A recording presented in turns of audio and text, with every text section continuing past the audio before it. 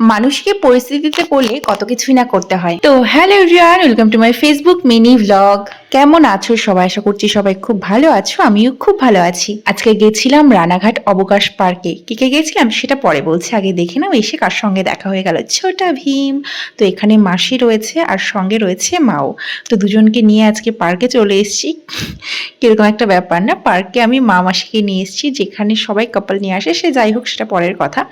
তো এখানে দেখতেই পাচ্ছ পার্কে ঢুকেই কি সুন্দর একটা অপূর্ব ফুলের সঙ্গে দেখা হয়ে গেল। এগুলোর নাম হচ্ছে কাগজ ফুল, যেটা দিয়ে অলরেডি 2-3টে শর্টস আমার ফেসবুকে আপলোড করাও রয়েছে।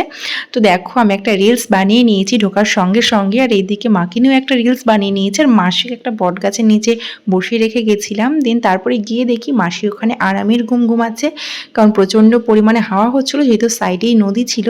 আর এখানে এসে দেখি মাসি ঘুমাচ্ছে, আমাদের ব্যাগ পাহারা দিচ্ছে। তো মাসিকে বললাম যে চলো এখন অন্য সাইডে যাব, এই সাইডে ভিডিও করা হয়ে গেছে। দেন তারপরে যাওয়ার সময় এত সুন্দর একটা জবা ফুলের সঙ্গে দেখা হলো, গোলাপি কালারের। তো আমি ভিডিও না করে পারলাম না, তো এখানেও আমি একটা শর্টস ভিডিও করে নিলাম। দেন তারপরে ট্রেন থেকে নিয়ে গেছিলাম এই দিলখুশ। তো দিলখুশ এখানে আমরা 3জন বসে খেলাম। দেন তারপরে বাড়ির উদ্দেশ্যে রওনা হলাম। তো আজকের দিনটা আমাদের খুব ভালো কাটলো। আর তোমাদের আমার ভিডিওটা দেখতে কেমন লাগলো অবশ্যই কমেন্টে জানিও।